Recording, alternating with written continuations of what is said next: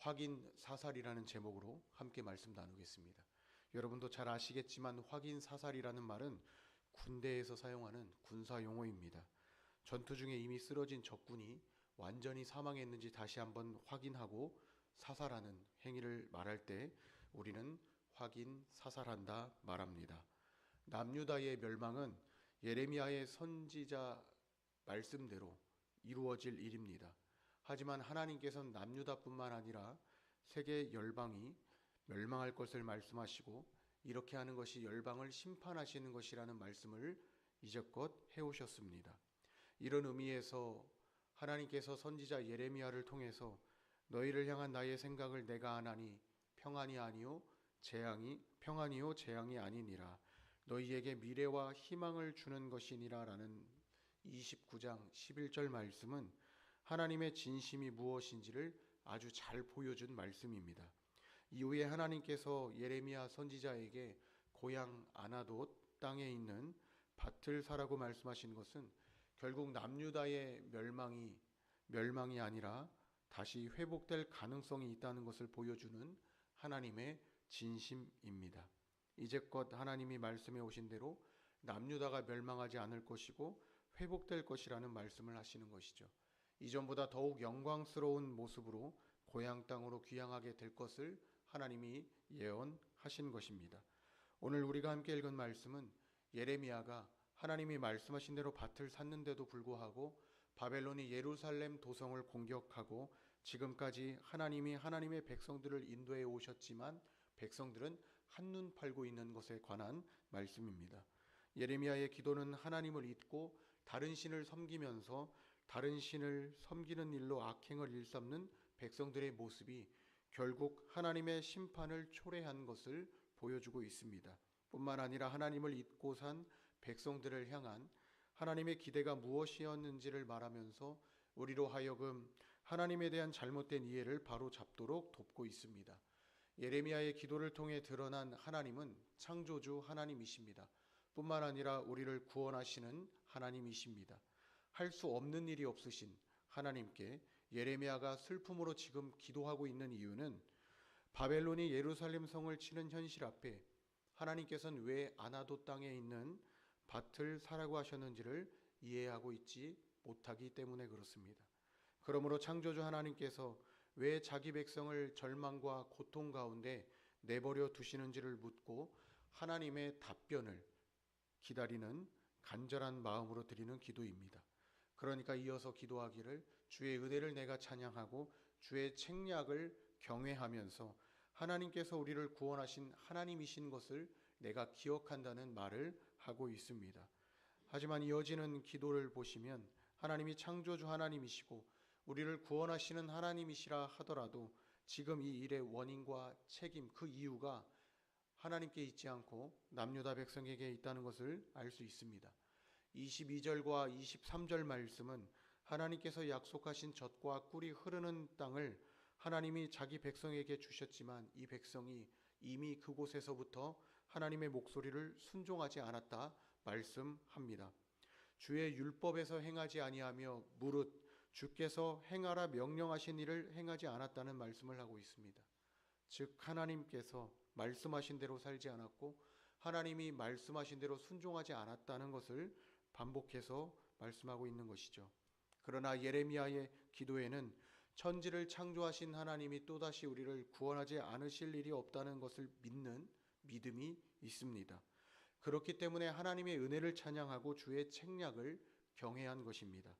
이 믿음은 과거의 구원 역사와 같이 바벨론에서 이스라엘을 또다시 우리를 구원할 것이라는 그 믿음입니다. 비록 지금은 하나님께서 은으로 밭을 사 증인을 세우라 말씀하신 땅이 갈대아인 바벨론 사람에게 빼앗겼지만 다시 되찾게 될 것입니다. 마치 아무런 연고가 없던 젖과 꿀이 흐르는 땅을 이스라엘 백성이 차지하고 그곳에서 이스라엘 백성들이 정착해 살았던 것처럼 말입니다. 하나님은 언제나 이스라엘 백성에게 순종을 요구하셨습니다. 그러나 이어지는 예레미야의 기도는 하나님의 백성이 범죄한 결과 현재 그들에게 닥친 심판을 피할 수 없다는 것을 탄식하고 있습니다. 이스라엘 백성이 하나님의 말씀에 순종하지 못했다는 말이죠. 한편으론 바벨론 군대가 예루살렘 도성을 점령하기 위해서 흙 언덕을 쌓았고 그 주변이 이미 흙 언덕으로 가득 차 있기 때문에 이 전쟁과 이 핍박을 피할 수 없다 하더라도 예레미야의 안타까움은 어쩔 수 없는 일일 수밖에 없습니다. 그러면서 우리가 하나님의 목소리를 순종하지 않아서 일이 이렇게 됐다고 탄식하고 있습니다. 여러분, 막상 예고된 칼과 기근과 전염병이 성읍에 닥쳐와서 눈앞에 마주하게 됐을 땐 두려움밖에 남질 않습니다. 보통 이런 경우 탄식과 슬픔에 가득 찬 기도를 하게 될 때에는 하나님께 매달릴 법도 합니다. 그런데 예레미야의 기도를 보시면 하나님께 애통해하면서 매달리지 않습니다. 다만 일이 이렇게 됐는데 하나님 어째서 제게 은으로 밭을 사며 증인을 세우라 하셨습니까? 라는 말로 하나님의 답변을 기다리는 듯한 말로 기도가 마무리되고 있습니다. 26절로 35절까지 말씀은 예레미야의 기도에 대한 하나님의 응답입니다. 하나님은 하나님을 창조주 하나님, 우리를 구원하시는 하나님이시라고 고백한 예레미야의 기도에 심판과 심판의 이유를 말씀하고 계십니다. 나아가 회복에 관해서도 말씀하십니다. 예레미야의 기도에 응답하시는 여호와 하나님은 모든 육체의 하나님이십니다. 예레미야를 남유다의 선지자로 세우지 않으시고 열방의 선지자로 세우신 것도 이와 같습니다. 남유다를 비롯한 세계 열방을 창조하신 창조주 하나님이 세계 열방을 심판하시고 다스리십니다. 예루살렘 도성을 공격하는 데 총력을 다하고 있는 갈대아인 바벨론 사람들이 마침내 예루살렘 도성을 차지하게 될 것입니다. 예레미야는 안타까워했고 슬퍼했지만 돌이킬 수 없는 일입니다. 이곳에서 하나님이 아닌 바알에게 자녀를 불사르는 일이 빈번했고 다른 신들에게 술을 부어 제물을 드리는 일이 빈번했습니다. 하나님은 다시 이곳을 새롭게 하시기 위해서 갈대아인을 보내신 것이라 생각하면 되겠습니다. 예레미야가 기도한 대로 하나님은 할 수 없는 일이 없으신 분이시죠. 그러니까 갈대아인을 보내서라도 하나님의 백성을 꾸짖으시는 것 아닐까 싶습니다. 사실 알고 보면 이미 진작에 벌을 내려도 내렸어야 합니다. 하나님께서 오래 참으셨습니다. 언제라도 뜻을 돌이킬 수 있는 기회를 주셨지만 하나님께 등을 돌리고 순종하지 않았던 것이 이스라엘 백성입니다. 남유다 백성이죠. 그 시기를 백성들은 진작에 놓쳤습니다. 그렇다고 해서 하나님께서 다시 하나님의 백성들과의 관계를 좁힐 기회를 허락하지 않으시는 것은 아닙니다. 다만 지금은 잠시 멀리 떨어져 있으면서 무엇이 잘못된 것이고 잘못한 일인지를 생각해 볼 시간을 주시는 것일 뿐입니다. 따라서 예루살렘 도성 부근에 위치한 백성들의 집의 지붕이 모두 불탄다면 그 즉시 백성들은 우상 숭배를 멈출 수 있어야 합니다. 다시 집을 짓는다거나 지붕에서 바알에게 분향하는 일이 없어야 되겠습니다. 30절에서 31절 말씀을 보면 남유다의 이런 행태가 젊은 시절부터 있었다는 것을 알 수 있습니다. 결국 갈대아인의 예루살렘 도성을 공격하는 일은 이 성이 건설된 날부터 오늘날까지 있었던 일들에 대한 하나님의 진노의 결과입니다. 한두 사람의 문제가 아니죠. 총체적으로 하나님을 잊고 있었습니다. 다른 신들을 분향하면서 섬겼습니다. 심지어 몰렉에게 아들과 딸들을 지나가게 하면서 하나님의 이름을 더럽혔고 하나님의 성전을 더럽혔습니다. 어느 한쪽도 멀쩡한 곳 하나 없이 문제의식을 느끼지 못하는 패착에 빠져 있습니다. 가장 큰 잘못이 있다면 여호와 하나님께 등을 돌리고 하나님의 교훈을 듣지도 않고 받지도 않은 것입니다. 애굽에서 건져주신 하나님을 잊었습니다. 한 민족을 이루게 하신 하나님의 은혜를 저버렸습니다.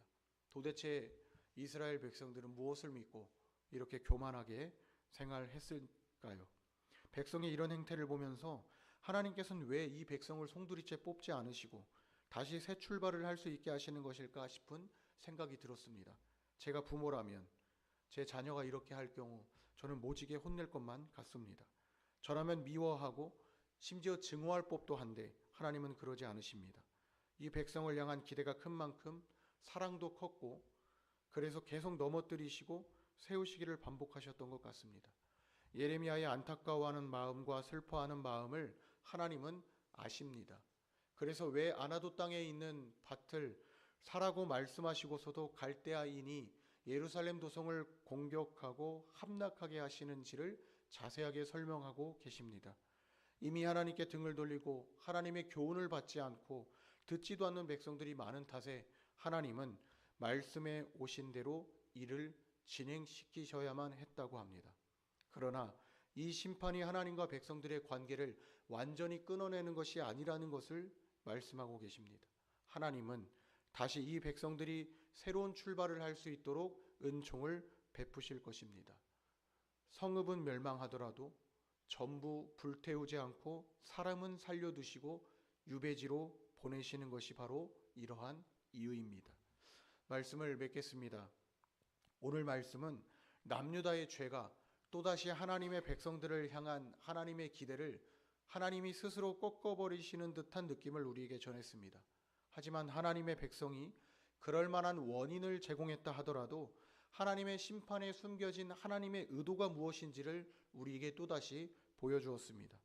어떻게 보면 남유다 백성들은 하나님 앞에 용서를 구해도 모자랄 상황 앞에서 스스로 무덤을 팠고 스스로를 확인 사살했습니다. 적군이 외부에 있는 것이 아니라 내부에 있었습니다. 하나님은 이 백성을 2번 죽이는 일을 하실 분은 아니십니다. 심판은 끝이 아닙니다.